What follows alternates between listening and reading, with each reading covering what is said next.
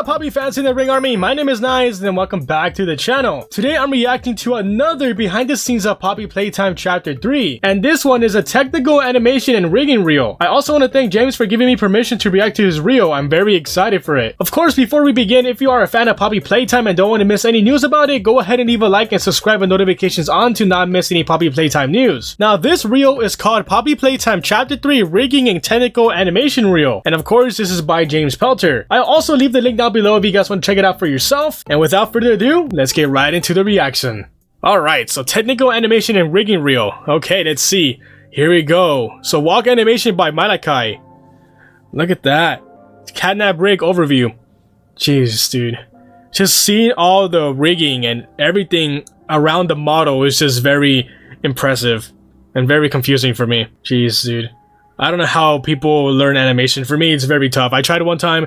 I just couldn't do it. I wonder how long it takes to create a model. Spline, torso, and leg made controls. Dude. And here is Catnap's demon form. Face tweaks and eyes. Nightmare versions. There you go. Okay, so this is not the demon one. Okay, so here's the jump scare. Oh, I love that. Ooh, okay. Miss Delight. Walk animation by Achebe Spencer. I'm sorry if I butchered that name. So here's one of my favorite characters of Chapter 3. So here's the walk that she does. Was the dress very hard to work around? See, look at this. So here are tests with the dress. Wow. Early dress tests. Look at this. I wonder how long it took for them to create everything from scratch. I always wondered about that. Oh, here we go. Dress simulation results. Jeez. Oh yeah, that was an old or scrapped walk animation for Miss Delight. Okay, legs and foot roll. Dude, the amount of work that these animators put into the models and everything. It's just incredible. I could never learn this. Oh man, it's just very impressive.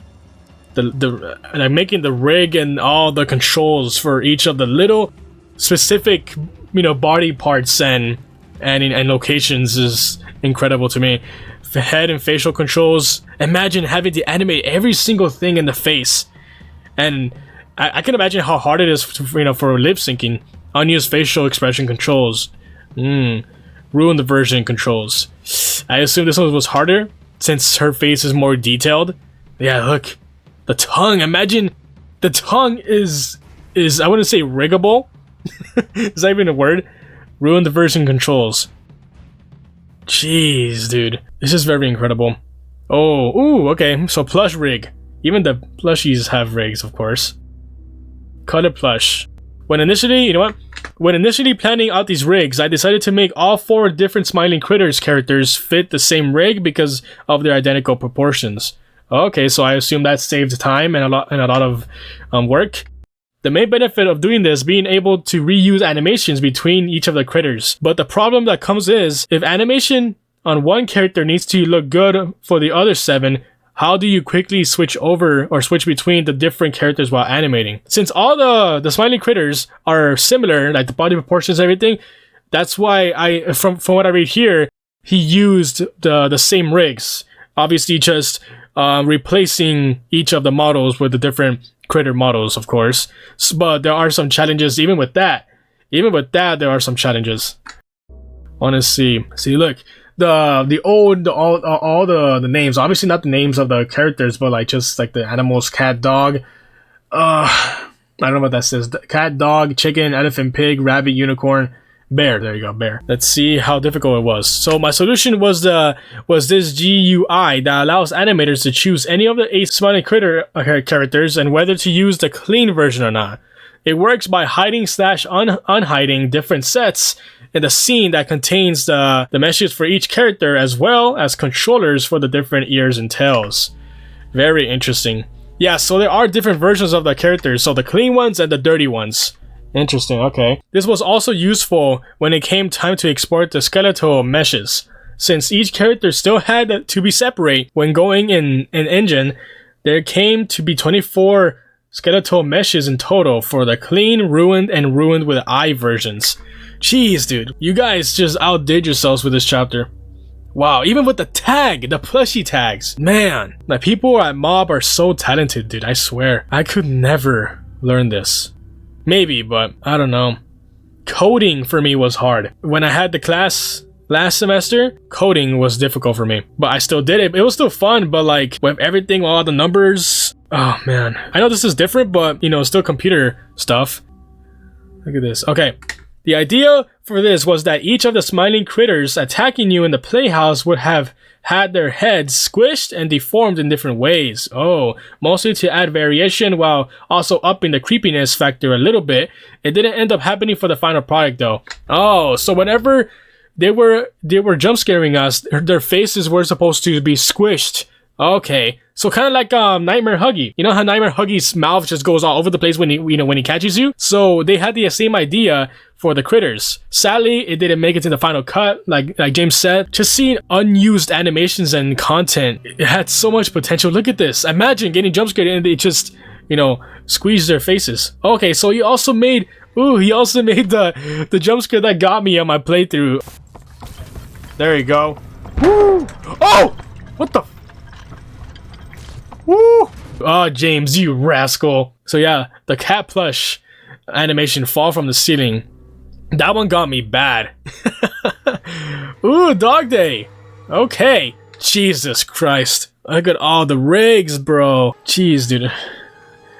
The spline torso. Man, I believe Dog Day was one of the characters that had the most animation. The chase was crazy too, so the animation of him crawling and him climbing over stuff, man. Even the chains have rigs. Just seeing all this more and more. Okay, so here is the Dog Day that chases us. Just seeing all that just makes me respect animators in general. Like just seeing everything, all the rigs, all the details they had to look out for and animate. Even stuff that we don't see in the game itself, like behind the wall. Sometimes animators animate stuff behind the scenes that we can't even see, but they do it. And seeing this proves that they care about the character, they care about the models, that they had every individual bones, or probably that they have a lot of rigs in every single area of the body to animate that they don't really need to do, but they do it anyways to put the extra work in more detail. I'm lost at words. Like, okay, let's just keep going. My mind is just enjoying this. I don't know how people learn this stuff. So cool. The hand meshes present in this scene aren't exported with the rest of the GrabPack mesh. There are only stand-ins for separate skeletal meshes in the character blueprint that are attached to sockets on the L/R hand joints. Okay, so here we go to see the camera. So this is where we see from. So obviously there's no character model in the real games. So if you guys were wondering, yeah, there's no character at all. No yellow dummy model like we hoped, but it's just a floating camera. which is still funny. See, look, yeah, so this is what we see. And the GrabPacks. Mob, like I said, why aren't you guys selling GrabPacks? Like duplicate GrabPacks so we can wear.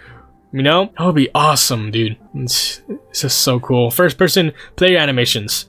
Animation blueprint implementation. Wow.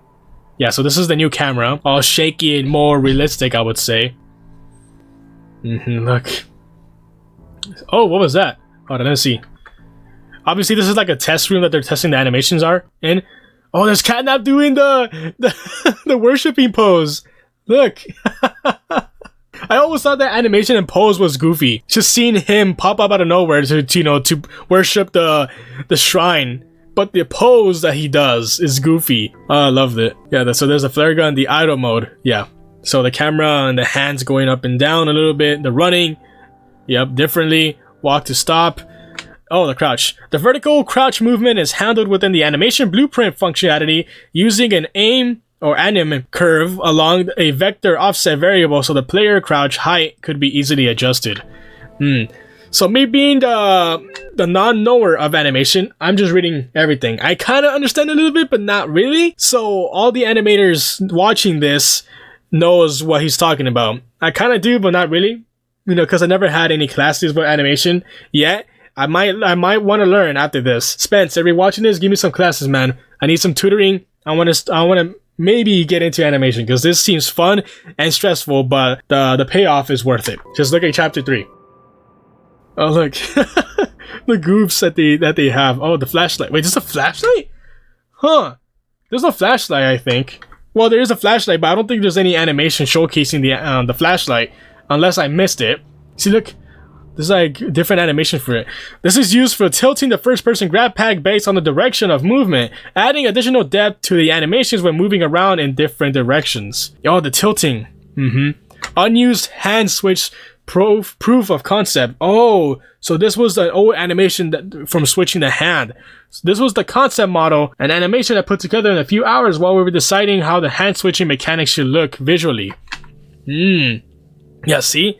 So it was a different mechanic. So they take it off and then they switch it. Yeah, so they take it off and then they switch it like this. But then in the final product, it just goes up, downwards and then upwards again. I don't know which one is better. I think the spinning one is more fitting for probably playtime. That would have been cool to see too, just popping out and then putting back in.